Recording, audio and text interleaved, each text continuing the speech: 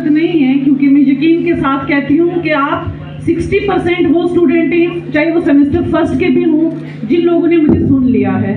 बहुत सारी चीज़ें जो हर रोज़ की क्लास में मैं रिवाइज करती हूँ, रिपीट करती हूँ, वही आज आप सब तक कन्वे करना चाहूँगी।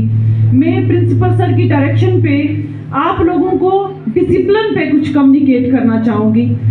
Students, you are fortunate enough that you got admission in this prestigious institution, but all of you are well aware that taking admission is one side, but taking the full benefit of a regular student is another important. And as a responsible citizen, what is most important for you people is to do your best to be a successful student, because in today's world, not only the getting degree, but the impact of education on your day-to-day life is most important.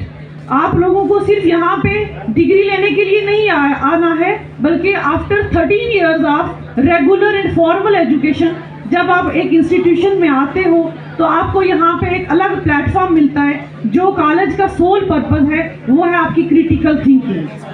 Critical thinking, back benchers का मैं ज़्यादा intention चाहती हूँ। Back benchers, आप लोग carefully listen कीजिए कि आपको कॉलेज के अंदर आके जिन चीजों का खास ध्यान रखना है, particularly the student of semester 1, आप लोगों को कॉलेज के अंदर आके कॉलेज का स्टैंडर्ड इंक्रीज करना है। आप आने वाले टाइम में जो इंडिया देखना चाहते हो, जो पुंछ देखना चाहते हो, वो आपने बनना है। हम बाजार से मेटेरियलिस्टिक चीजों को खरीद के ला सकते हैं, आपके लिए बुक ला सकते हैं, बट जो एजुकेशन आपके कैरेक्टर में इम्बाइब होनी है उसके लिए आपको एफर्ट्स लगाने हैं। तो कॉलेज के अंदर आकर के आपने जो क्रिटिकल थिंकिंग का कॉन्सेप्ट है, जो ऑब्जेक्टिव है कॉलेज एजुकेशन का, उसको पूरा करना है। आप सब लोगों को पता है कि एज स्टूडेंट जो आपकी रोल एंड रिस्पॉन्सिबिलिटी एक इंस्टीट्यूशन के अंदर होनी चाहिए, उनमें काफी सारी चीजें आप कर रहे हो, बहुत सारी चीजें अभी आपको सीखनी है। सीनियर स्टूडेंट की रिस्पॉन्सिबिलिटी है कि वो ऐसा फुटप्रिंट छोड़ें कि फर्स्ट सेमेस्टर वाले स्टूडेंट को रोज जो है वो नई चैलेंजेस का सामना ना करना पड़े। आप में से बहुत सारे स्टूडेंट ऐसे हैं जिन्होंने अभी कॉलेज की गाइडलाइंस को स्टडी नहीं किया है। ऑल दो रिटन गाइडलाइंस जो है वो बहुत सारी आपकी कॉलेज साइट के ऊपर अवेलेबल है, बट कॉलेज में आकर के एज रेगुलर स्टूडेंट उन स्टूडेंट से आपका कैरेक्टर मुख्तलिफ होना चाहिए। जिन स्टूडेंट को एडमिशन नहीं मिली वो ऑनलाइन या डिस्टेंस एजुकेशन से पढ़ रहे हैं। रेगुलर कॉलेज में आने का मतलब है कि आप लोगों को डिसिप्लिन सीखना है। किताबें आप घर में बैठ के बहुत अच्छी परसेंटेज ले सकते हो। आपने इतनी डाइवर्सिफाइड सोसाइटी के अंदर खुद को एडजस्ट करना है, आपको अकोमोडेट करना है एक दूसरे के डिफरेंसेस को, आपको इंडिया का कंपोजिट कल्चर इनहांस और स्ट्रेंथन करना है। तो बीइंग अ रिस्पॉन्सिबल सिटीजन, ये आपकी सोल रिस्पॉन्सिबिलिटी है कि day to day activities of the college को आप अच्छे से इन्वॉल्व, पार्टिसिपेटरी और सक्सेसफुल बनाएं।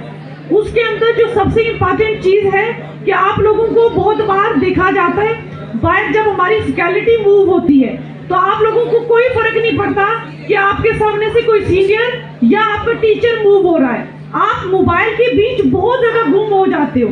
आप लोगों को ये पता होना चाहिए कि मोबाइल स्मार्ट एक इंसान स्मार्ट ने बनाया है। तो आपको पहले खुद इतना स्मार्ट रहना है कि मोबाइल आपको ना यूज करे बल्कि आप मोबाइल को यूज करें।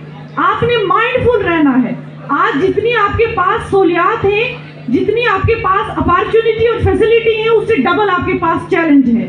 तो आपने जो सबसे ज्यादा वर्क करना है वो एक ह्यूमन बीइंग बनने का करना है, क्योंकि मटेरियल बीइंग की बहुत बड़ी कंपटीशन है, वहां पे स्कोप कम होता जा रहा है। सारी वैकेंसी ह्यूमन बीइंग के लिए बची हुई है। Try to be the human, जिसकी स्टेट और सोसाइटी को सबसे ज्यादा जरूरत है। आप लोगों के कैरेक्टर के अंदर ये पॉजिटिव रिफॉर्मेशन आए कि जिसको लेकर के जब आप कॉलेज से निकले तो बाय रोड में लोग आपके लिए रास्ता इसलिए छोड़ें कि आपकी चाल चलन उनको एक रिस्पॉन्सिबल और डिसेंट स्टूडेंट की तरह नजर आए। आपको ये चीज सिर्फ और सिर्फ रेगुलर मोड ऑफ एजुकेशन दे सकती है।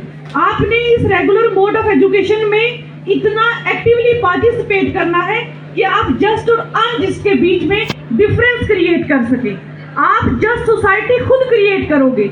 आपने देखा कि स्टेट की जो रिस्पॉन्सिबिलिटी है, आपके पेरेंट्स की जो रिस्पॉन्सिबिलिटी है, आपके टीचर्स की जो रिस्पॉन्सिबिलिटी है, वो अपनी रिस्पॉन्सिबिलिटी से 10 टाइम ऊपर उठ के अपनी रिस्पॉन्सिबिलिटी निभा रहे हैं। बट जहां पे आप लोगों का राइट्स और रिस्पॉन्सिबिलिटी है, वहां पे आपकी जगह कोई और नहीं ले सकता। आज एक डाइवर्सिफाइड सोसाइटी और स्टेट के अंदर आप रहते हो, जिसका कंपोजिट कल्चर पूरा इंडिया आज हमारे मल्टीपर्पज हॉल में हमें देखने को मिलता है।